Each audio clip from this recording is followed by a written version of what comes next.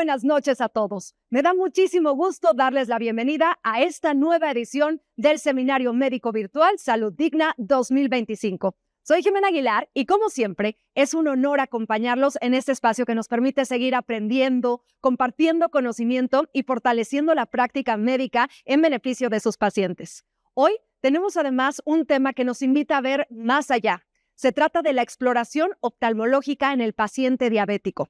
Nuestra ponente de hoy nos dará una nueva perspectiva sobre una de las principales causas de ceguera irreversible en adultos, la retinopatía diabética. Y es que, aunque parezca increíble, en México afecta el 31.5% de los pacientes con diabetes, lo cual no solo es preocupante, es urgente. Imaginemos por un momento a una persona con diabetes que lleva su tratamiento al pie de la letra, que cuida su alimentación y sigue todas las indicaciones, pero nunca se realiza una exploración oftalmológica.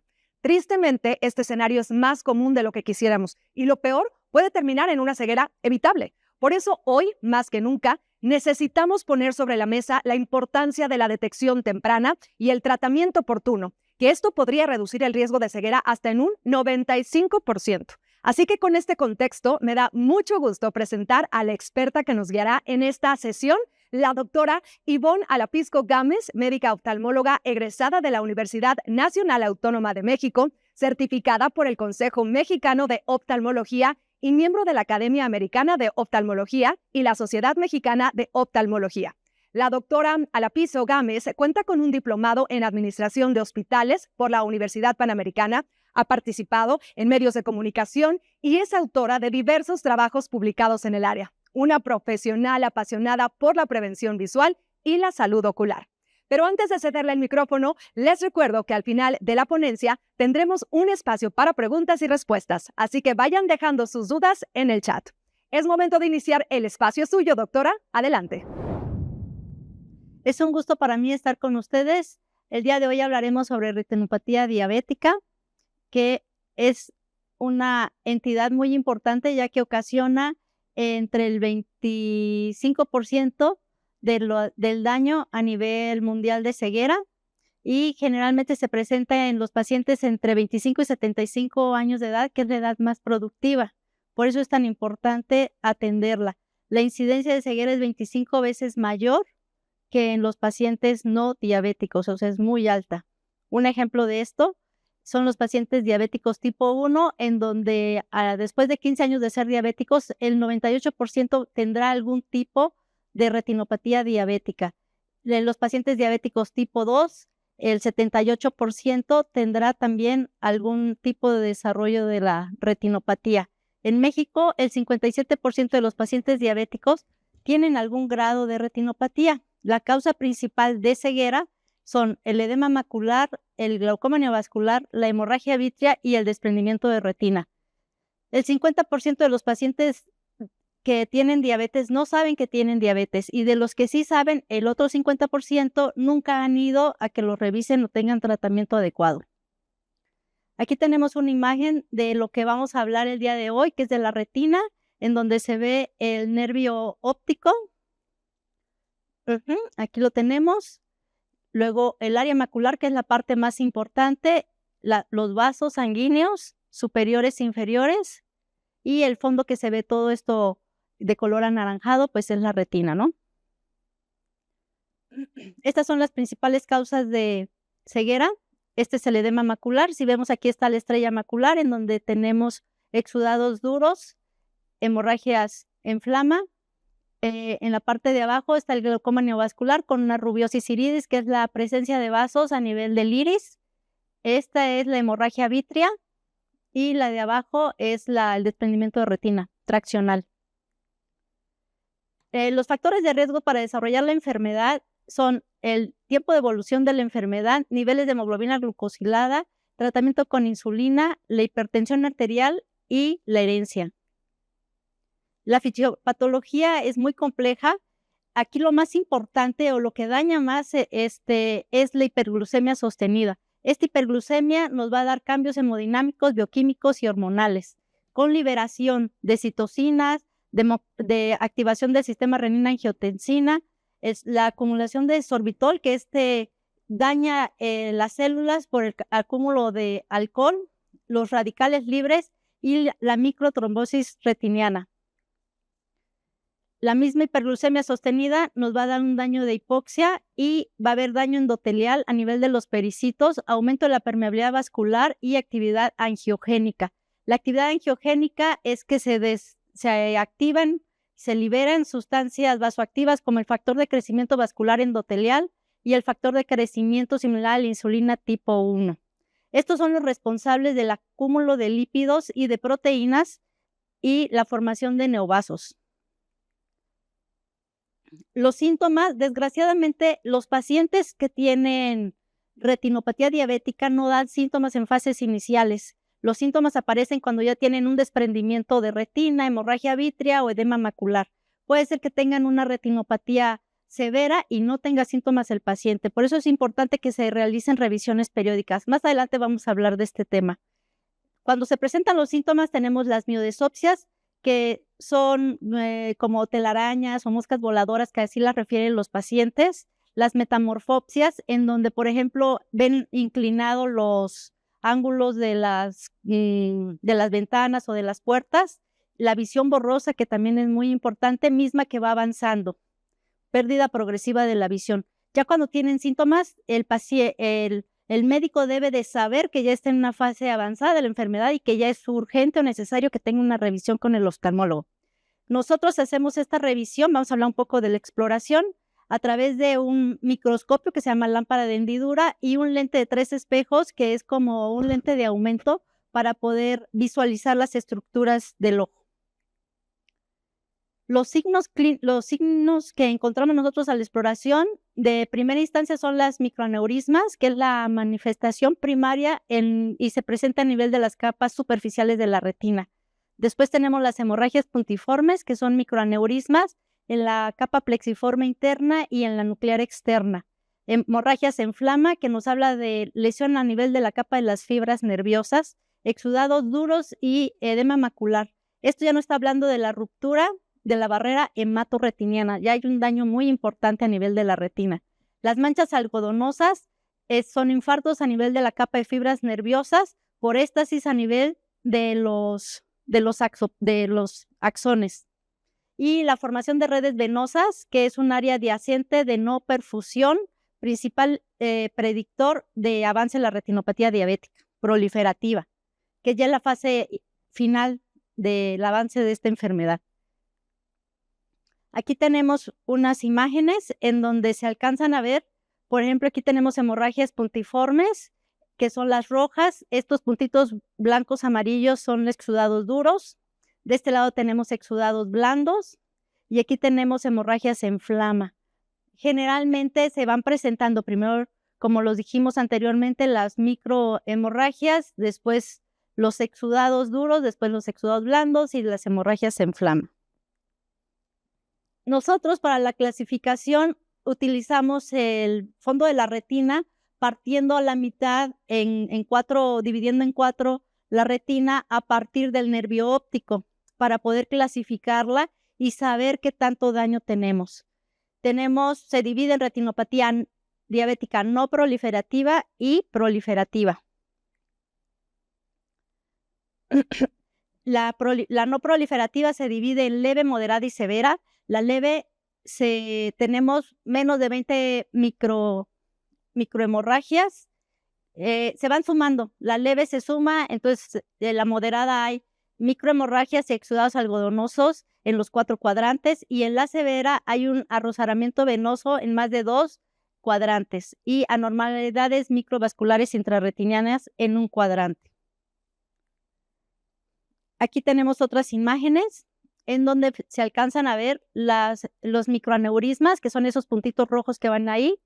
Aquí tenemos un exudado blando y aquí tenemos exudados duros y hemorragias en flama. Aquí hay exudados duros y también hemorragias en flama. Aquí tenemos también hemorragia en flama. Y aquí está el arrozamiento venoso. En esta zona, aquí se ve como salchichitas las venas. Y esta área de aquí es muy importante porque ya están las alteraciones microvasculares intrarretinianas. Esos son vasos que se han formado y es el paso siguiente, ya sigue la retinopatía diabética proliferativa después de que vemos el crecimiento vascular. En la retinopatía diabética proliferativa tenemos 4 fases, que es la formación de neovasos, como se alcanza a ver aquí. Tenemos esta zona, todos esos son neovasos. Esos neovasos son vasos que no sirven, son muy débiles, se rompen y nos ocasionan lo que es la hemorragia vitrea, que esta es la hemorragia vitrea. Y posteriormente el desprendimiento de retina.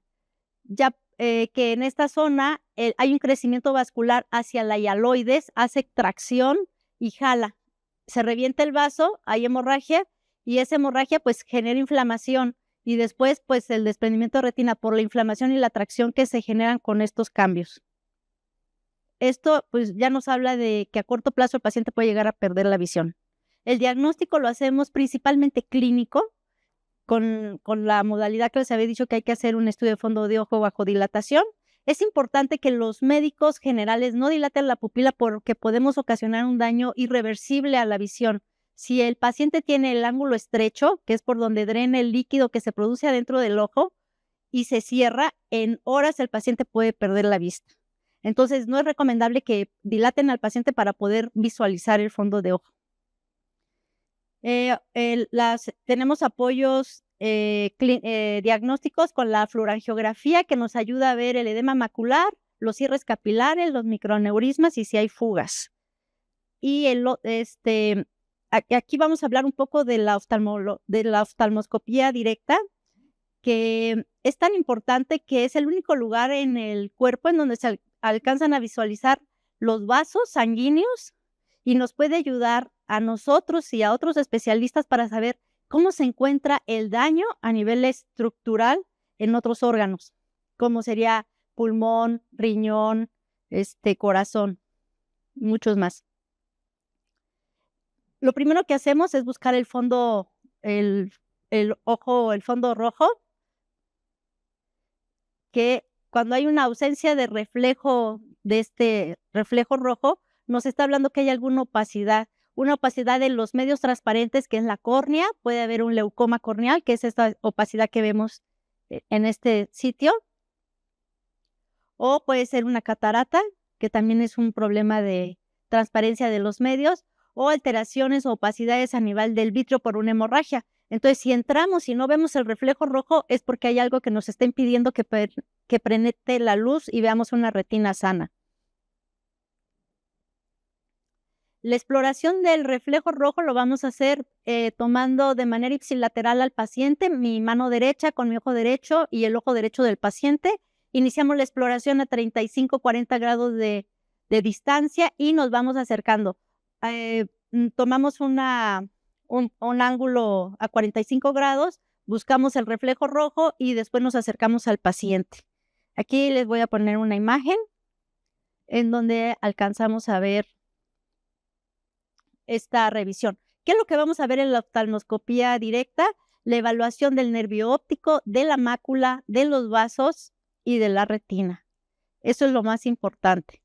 Y yo les voy a explicar qué vamos a ver en cada punto, cuáles son las características normales de esta exploración. Aquí vemos cómo tomamos al paciente y cómo nos vamos a ir acercando. Una vez que estemos cerca del paciente, nuestro oftalmoscopio tiene un disquito en donde se va ajustando las dioptrías para que si el paciente tiene graduación o el explorador tiene graduación, lo neutralicemos y podemos ver con claridad las estructuras.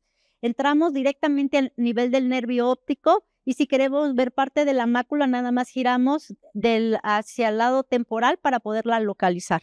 La limitación de la oftalmoscopía directa es que nada más vemos esas dos estructuras, es un campo cerrado. No alcanzamos a ver las arcadas temporales, que es donde comienza el daño, que es en la periferia.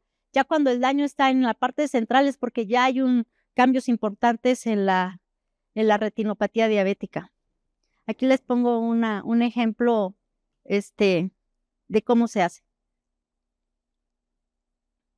Ahí nos estamos rectificando, acercamos, enfocamos y si ven cómo estoy enfocando para alcanzar a ver el nervio óptico. Este es un oftalmoscopio directo diferente, pero sirve igual. Tenemos, lo que vamos a explorar primero es la cabeza del nervio óptico, que tiene una forma oval y está en oval hacia el meridiano vertical. La coloración es roja anaranjada, los bordes deben de estar bien definidos y hay una depresión brillante de una coloración nacarada en el centro, que es donde sale o es la emergencia de los vasos de la arteria y de la vena central. A eso se llama excavación fisiológica, que normalmente varía entre el 30 y el 40%. Cuando este es más grande, entonces tendremos que sospechar alguna otra enfermedad. Las lesiones se identifican en diámetros de disco. El disco del nervio óptico mide 1.5 milímetros y en base a eso decimos está a 2 diámetros de disco, a diámetro y medio. Tal lesión se encuentra aquí localizada. Aquí volvemos a ver las características: el nervio óptico, la excavación fisiológica, la emergencia de los vasos. Tenemos las venas normalmente son más oscuritas, ahorita las vamos a describir bien, y las arterias son un poco más, el color es menos intenso.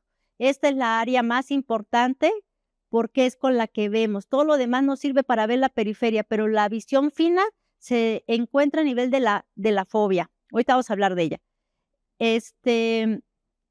En el centro del disco está el paquete vascular, como habíamos dicho, está la arteria y la vena central, y la rama venosa, su característica es que se distribuyen hacia la periferia, pero no llegan hacia la fobia. Es el área avascular. Todo el área macular no tiene vasos. Los vasos no tienen anastomosis, la vena es un color tinto y la arteria es un rojo brillante. La vena presenta una trayectoria un poquito más ondulada que la arteria, y la relación arteria-vena es de 2 a 3. De 2 por el calibre arterial por 3 de la vena. O sea, es un poco más anchita la vena. El reflejo luminoso de la arteria es 1/4 del centro de la arteria y es un poquito como más blanquito. Y es porque ahí está un poco más adelgazada el endotelio. Los cruces arteriovenosos normalmente no nos va a dar rectificación de los vasos, sino van a seguir con su trayecto normal. Existe una variante que son las arterias ilioretinianas en el 20% de los pacientes. Esto solamente les ayuda en caso de que tengan alguna oclusión de la arteria central de la retina. Esos pacientes van a conservar la visión. Sin embargo, el 80% no tenemos esas arterias. Entonces, pues si nos da eso, vamos a perder la visión. El pulso venoso es normal y nos indica que la presión intracraneal está normal. Las arterias en el fondo de ojo no pulsan. Después tenemos el área macular, que es la área más importante para nosotros porque, como les comento, es donde se localiza la mejor visión, la visión central, la visión de lectura, la visión para distinguir las facciones de las personas, para ver lo fino. Tenemos que es temporal al disco a 1.5 milímetros del disco, que sería como disco y medio, por así decirlo. La coloración es un poco más oscura, está exenta de vasos y el diámetro es de 0.5 milímetros. La parte central se llama fobia. Si vemos, aquí la fobia es un poquito más oscura. Esta es la área macular. Esto es la área macular. Vemos que aquí hay un poco de brillo, como si estuviera un espejo de agua. Este es de un paciente joven, por eso tiene ese brillo que le da la juventud. Y el área macular es esta, donde no hay vasos. Y si ven, hay una depresión central que es más oscura. Ahí es donde se localiza la mayor cantidad de conos, que son las células más especializadas de la visión, que son los que nos dan para que distingamos los colores. Por eso es más pequeña, porque ahí no hay conos, entonces hay un hundimiento. A eso se le llama fobia. Continuando con la exploración o el diagnóstico de la retinopatía diabética, tenemos algo que se llama fluorangiografía, en donde al paciente le colocamos un medio de contraste y con una cámara de fondo empezamos a tomar fotos desde la fase inicial hasta la final para poder ver áreas de fuga, por ejemplo. Aquí tenemos, si ven, ahí hay una microaneurisma. Aquí tenemos edema macular, que es toda esta exudación de lípidos y proteínas. En esta parte es importante verlo, de Chihuahua, que tenemos, si ven unas manchas negras, esos son cierres capilares, eso nos habla de mal pronóstico. El cierre capilar no podemos hacer ya nada, no hay vasos, no hay irrigación, entonces no hay forma de ayudar nos habla de un mal pronóstico para el paciente.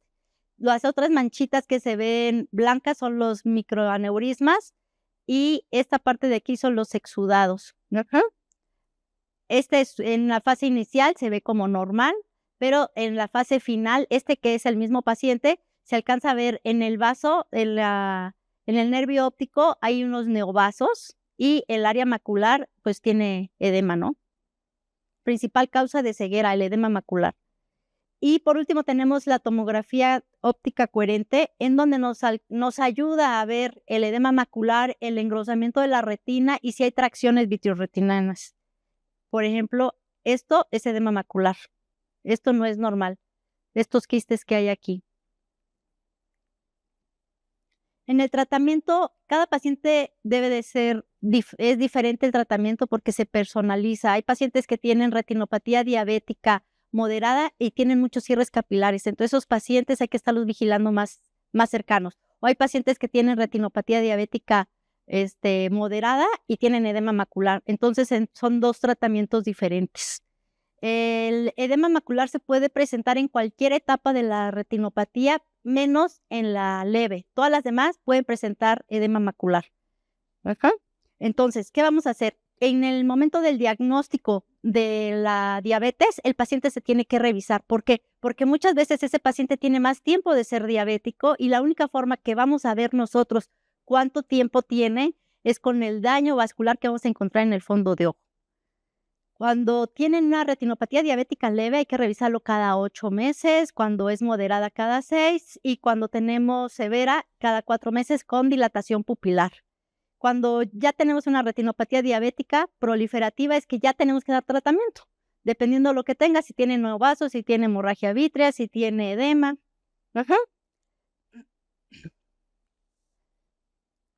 El paso número 1, cuando es una retinopatía diabética proliferativa, hay que dar, si no tiene edema macular, hay que dar fotocoagulación, que son más o menos de 1200 disparos, unas 2 o 3 sesiones hasta que llenemos toda la retina, como se alcanza a ver aquí. Todos esos puntos blancos son huellas de láser. El área macular no la tocamos. ¿Por qué? Porque es con la que está viendo el paciente. La periferia le podemos disminuir el campo visual, pero le conservamos la visión central. ¿Para qué es la fotocoagulación? La fotocoagulación es para mejorar la oxigenación en la retina. Normalmente disminuye el 62% de cuando hay una pérdida visual grave, pues mejora bastante, se estabiliza y el paciente puede seguir viendo, que eso es lo importante, es la finalidad del tratamiento. Como les había comentado, tiene que ser selectivo porque dependiendo de lo que tenga el paciente hay que hacer. Por ejemplo, cuando tenemos edema macular, como es aquí el caso de este paciente, que tenemos el OCT, la tomografía óptica coherente, que está aquí el edema, y aquí se alcanza a ver, es todo esto que se ve así como amarillito, es la filtración de lípidos y proteínas. ¿Qué es lo que hacemos? Pues les damos, hay terapia antiangiogénica, en donde les colocamos una inyección de intravítrea, o sea, adentro del ojo les colocamos el medicamento para reabsorber esos vasos y poder conservar la visión. Aquí tenemos también la terapia que lo que hace es que bloquea la liberación del factor de crecimiento vascular endotelial. Son anticuerpos monoclonales. Se les da una terapia de 3 inyecciones, una cada mes. Mejora más o menos la agudeza visual en un 23% de los pacientes. Después de las 3 aplicaciones hay que hacerle un OCT para poder valorar si existe todavía edema macular. Y dependiendo de eso es que se le sigue dando tratamiento o le vamos a dar láser. También existe un implante de liberación prolongada de dexametasona que dura más o menos entre 30 y 60 días adentro del ojo. Este antiinflamatorio genera que se reabsorba todo el líquido que tenemos a nivel del área macular. Cuando lo tenemos en fases iniciales les va muy bien a los pacientes. Y al final ya tenemos lo que es la cirugía, que se llama vitrectomía. ¿Y cuándo vamos a hacer una vitrectomía? Cuando tenemos hemorragia vítrea bilateral. No importa el tiempo, pero si en los 2 ojos hay hemorragia, hay que entrar a operar primero el ojo que está más dañado. La segunda es cuando por más de 3 meses persiste la hemorragia vítrea, no se le quita o sigue sangrando, hay que entrar. ¿Por qué? Si lo dejamos así, nos va a desarrollar un desprendimiento de retina. Y al final, pues hay que entrar a hacer una vitrectomía si hay un desprendimiento de retina traccional con edema macular. A veces el desprendimiento de retina que se puede hacer en las arcadas temporales superiores, nada más lo vigilamos, le damos tratamiento, se puede parar, ya no sigue desprendiéndose. Pero si tiene edema macular, sí tenemos que entrar porque generalmente eso le ayuda al paciente a recuperar un poco más de visión. ¿Cuáles son mis recomendaciones? Lo más importante sería el buen control metabólico, principalmente de la glucosa, ya los lípidos y la presión arterial. Tiene que hacer ejercicio el paciente, llevar una dieta balanceada, la revisión periódica, de acuerdo a como les hemos explicado, evitar el tabaco, el sedentarismo, el estrés y el paciente si presenta cambios visuales, inmediatamente tiene que irse a revisar. ¿Por qué? Porque ya sabemos que está en fases avanzadas de la enfermedad. Bueno, pues muchas gracias. Muchas gracias, doctora Lapisco Gámez, por esta valiosa exposición. Estoy segura de que todos nos llevamos ideas muy claras y aplicables. Y ahora sí, comenzamos con el espacio de preguntas y respuestas. Y la primera pregunta que nos llega dice, ¿cuál es nuestro rol como médicos de primer contacto en el seguimiento y manejo de pacientes con retinopatía no proliferativa detectada por el oftalmólogo? Lo más importante es que el médico valore la agudeza visual del paciente, ¿sí? La cartilla de Snellen es una que la pueden conseguir en internet, donde tiene unos optotipos a una distancia de 6 metros. Entonces hay que revisar al paciente tapándole un ojo, viendo con uno, con lentes, luego viendo sin lentes y luego el otro ojo y así. Y al final traen un agujerito. Ese agujerito se llama estenopeico. El estenopeico nos ayuda para saber si el paciente necesita lentes o es un problema de otro tipo, que en este caso sería pues la retinopatía diabética porque ya saben que tiene algún daño. Entonces, cuando hay variación en la agudeza visual, lo tienen que referir. Lo más importante para que nosotros podamos detener la enfermedad es el buen control metabólico. Si el paciente tiene hiperglucemias constantes, por más láser, por más intravitrio, por más cirugía, por más que queramos hacer por él, la enfermedad siempre nos gana. Entonces, por eso es muy, muy importante el control metabólico. Gracias, doctora. La siguiente pregunta que nos llega dice así. En pacientes diabéticos que se someten a cirugía de catarata, ¿existen consideraciones especiales en el manejo pre- y posoperatorio para minimizar el riesgo de complicaciones relacionadas con la retinopatía diabética preexistente? Así es. Nosotros tenemos que hacer una valoración completa del paciente con la exploración de fondo de ojo bajo dilatación. Si la catarata es lo suficientemente grande y no nos deja valorar el fondo, tendremos que pedir un OCT para saber si ese paciente tiene o no edema macular. En los pacientes que tienen daño de moderado a severo, hay que darles tratamiento porque al momento quirúrgico la enfermedad se va a acelerar y entonces va a generar una inflamación la cirugía y eso va a generar que la retinopatía avance. Entonces nosotros tenemos que prevenir esa parte. Entonces, si ya sabemos que tiene edema macular, tenemos que ponerle el intravitrio, mejorar el edema y después operar. Si el paciente tiene retinopatía diabética proliferativa, hay que fotocoagular antes de operar. Entonces, siempre primero controlar la enfermedad y después hacer la cirugía. En el caso de que no se vea nada, entonces tenemos que poner un intravitrio de 6 a 10 días antes de la cirugía para tratar de detener o de bajar la inflamación de la retina y que sea menos agresiva la misma cirugía para el paciente. Muy bien, doctora. Y la siguiente pregunta. En áreas geográficas con acceso limitado a oftalmólogos, ¿existen modelos de teleoftalmología efectivos para el tamizaje y seguimiento de la retinopatía diabética que podamos implementar en nuestra práctica? Sí existen, hay un programa en Argentina en donde se utiliza en áreas rurales y ha tenido mucho éxito.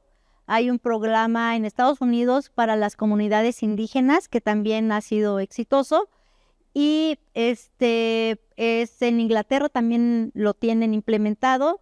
Es sencillo, es con una cámara de fondo, con una persona que ya está habilitada para poder tomar la fotografía sin dilatación pupilar, se envía a un centro de diagnóstico y de tratamiento en donde el médico especialista revisa las imágenes y le dice hay que hacer esto, hay que hacer lo otro para que el paciente no pierda visión o conserve lo más que se pueda su visión.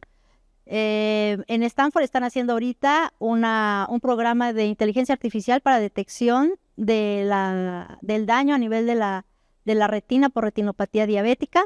Sin embargo, en nuestro país no existe este programa. Yo creo que sería muy interesante implementar algo así porque no es algo muy difícil, no es muy caro y pues tendríamos un excelente resultado para todos aquellos pacientes que no tienen la posibilidad de llegar a algún lugar en donde se les pueda revisar.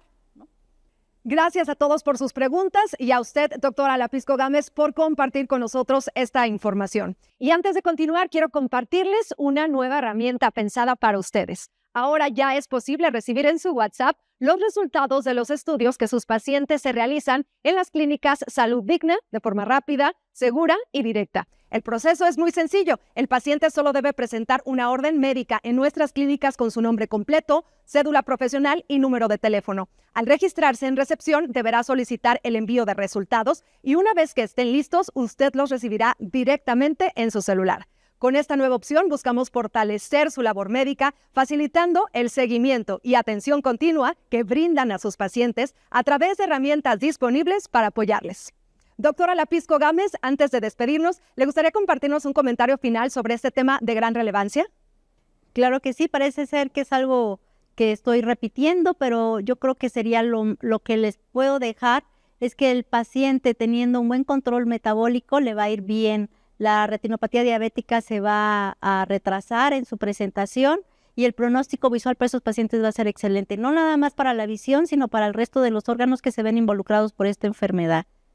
Muchísimas gracias, doctora, y gracias por sus palabras. Ahora, antes de continuar, los invito a ver este breve video que hemos preparado para ustedes. Ahora en Guadalajara contamos con la nueva unidad de imagen molecular PET-CT, un centro de diagnóstico especializado con la más alta tecnología en medicina molecular, que comparte los mismos valores y calidad que distinguen al sistema Salud Digna, con profesionales altamente capacitados y equipos PET-CT de última generación. Garantizamos una atención de excelencia a través de estudios como PET-CT 18F FDG desde 9.900 IVA incluido, PET-CT 18F PSMA desde 16.500 IVA incluido. Todos los estudios incluyen la interpretación conjunta de médicos radiólogos y médicos nucleares especializados en PET-CT, lo que asegura diagnósticos precisos y confiables. Además, sus pacientes podrán recibir sus resultados de manera oportuna, ya sea en físico o en línea, con la accesibilidad y calidad que nos caracteriza. Juntos, brindamos a sus pacientes la oportunidad de un diagnóstico confiable. Unidad de imagen molecular PET-CT, ahora también en Guadalajara. Espero que les haya dejado información relevante para su práctica médica. De esta manera llegamos a la etapa final de esta edición, no sin antes hacer la entrega de un reconocimiento y constancia por su valiosa participación a la doctora Ivonne Lapisco Gámez por creer y unirse también a esta importante iniciativa académica. Gracias por compartir su experiencia y ayudarnos a ver con más claridad el impacto de esta labor. Y a todas y todos nuestros asistentes, les recordamos que a partir de 24 horas ya pueden descargar su constancia de participación, un reconocimiento a su compromiso por seguir aprendiendo y mejorando. Ha sido un gusto compartir este espacio con todos ustedes. Nos vemos en la próxima edición, el tercer miércoles de cada mes a las 7 p.m., hora Centro de México. Cuídense mucho y que tengan una excelente noche.